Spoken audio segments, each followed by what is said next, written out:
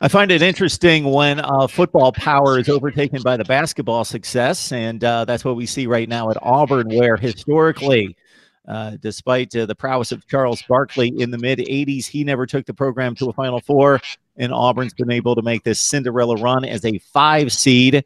The football program, of course, this is a football school, and in the SEC in particular, spring football would trump anything else usually. But right now, Right. Auburn basketball is taking over. We got Vernon Speak Sports on the line to talk Auburn football. But Vernon, you're excited about the basketball team, and it's been quite a story. Well, when you look at the Auburn Tigers basketball team, you look at a team wherein they had a stretch between the middle of January, on into that 3-point shot that was made in the Georgia game to win that game 78-75. Ever since then, the Auburn Tigers have been on a 12-game winning streak, obviously beating Tennessee, who was projected to be a number one seed in the NCAA tournament, and have done historically something that not many teams have been able to say that they could accomplish by defeating Kansas, North Carolina, and Kentucky in less than a week and a half span. And I thought that was incredible for the Auburn Tigers going into the Final Four and having the chance to face yet another number one seed in the power house conference of the ACC as it relates to basketball. So I think this is a phenomenal thing for Auburn.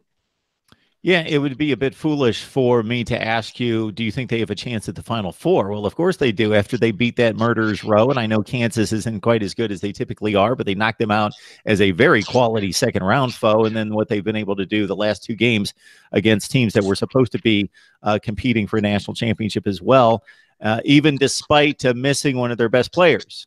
And that was the thing that you actually, you kind of, as usual, you got me.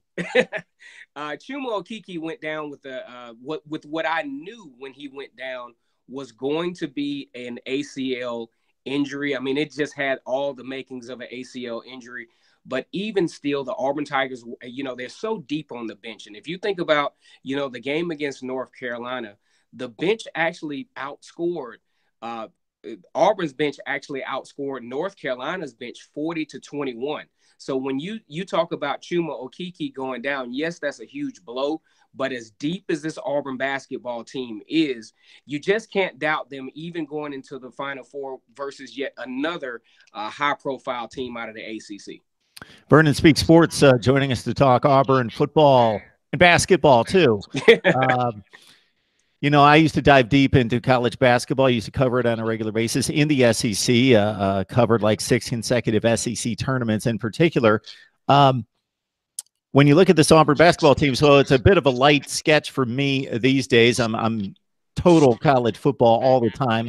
But once the conference tournaments roll around, I start to get interested. And I watched the Tennessee-Auburn final in the SEC thinking that, well, aside from Kentucky, this Tennessee team is the talk of the SEC as being a team that can make the final run. And then Auburn just completely blitzed them in the SEC championship game. And that's carried through, obviously, in the tournament. At what point did you think that this Tigers team was capable of doing something special? Well, to be fair with you, I always thought that the Tigers could do something special. Even looking at, going into that brutal stretch between in January, where they went 8-7. And it started to look kind of like the Auburn basketball team wouldn't even make the NIT tournament. And if you think about, they had a few injuries. Austin Wiley was battling some injuries during that particular time, and he came back on late, which started the 12-game winning streak, which we're looking at now. Once the Auburn basketball team started to add in, because we all knew that Auburn was, more than capable of shooting a 3-point shot.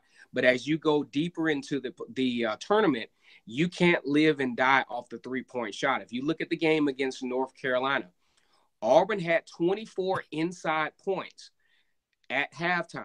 That gives them that balance that the previous weeks the Auburn Tigers were missing. Now, I will say this. I didn't think Auburn would be a Final Four team. I just didn't. I didn't see that.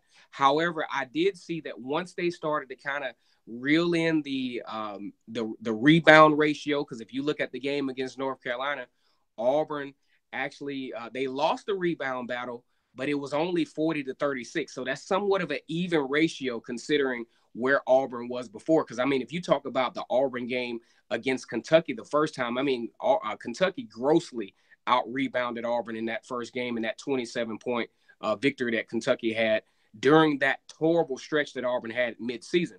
But moving forward, Auburn has continued their trend of winning the turnover battle.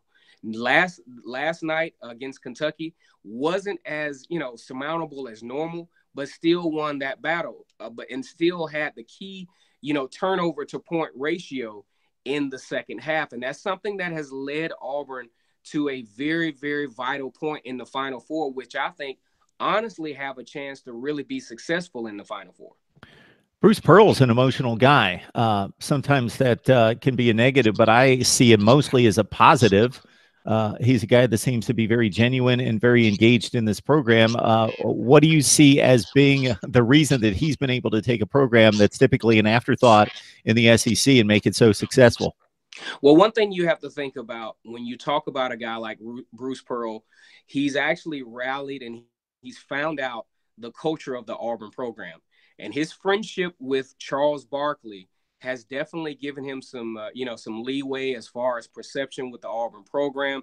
And I think he's just have this crazy love affair with the Auburn culture. And I think that's translated over to where he is with as far as, really protecting his kids, really putting his kids in the best possible position to be successful. I also would like to credit Alan Green, the athletic director, who I feel firmly supports the coaches at Auburn University. And you're starting to see a more positive culture among coaches. And I think Bruce Pearl has translated that to his kids. And you can tell by the way they play. Now, I will go out on the limb and say this. You talk about Bryce Brown, who's probably one of the best guards in college football right now. Bryce Brown started out as a 3-star recruit out of Decatur, Georgia. And he's elevated his game. If you look at his handles, you look at the way he navigates the offense along with Jared Harper. Bruce Pearl has done an incredible job through his, influence and his experience, has really taken these guys to a whole nother level. And congratulations to the Auburn Tigers basketball team. Mark Rogers TV, the voice of college football, the voice of college basketball for about 10 minutes here with Vernon Speaks Sports from Auburn.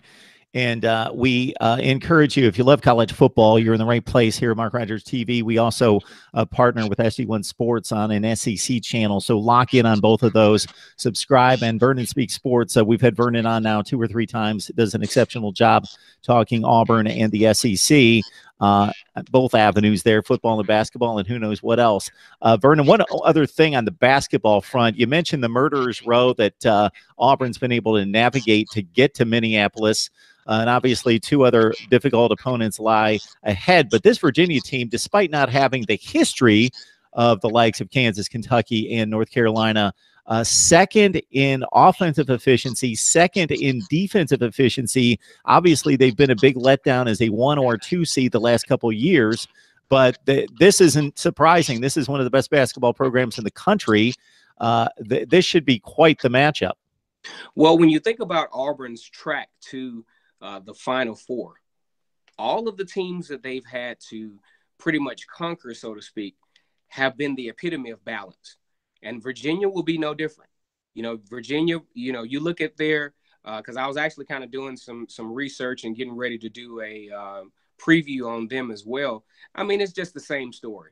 You have 5 guys averaging, double digits per game. They do well rebounding the ball. They are fundamentally sound, and it will be really no different than what Auburn has faced prior. Because if you think about going through, North Carolina, Kentucky, as a matter of fact, Auburn had some interesting experience early in the season in the Maui Invitational, being able to take on Zion Williamson and the Duke Blue Devils, and only lost that game by 6 points. So really, when you look at this game as Auburn is coming into the Final Four against a very balanced Virginia team, you best believe that Bruce Pearl, giving his staff, he started to push the ball inside of the paint a little bit more. That's why you're seeing a lot more points inside, because Bruce Pearl understands, especially having been there before, winning numerous awards for being a coach, obviously, at Tennessee. He understands the adjustments that needed to be made for him to make this push. And he knew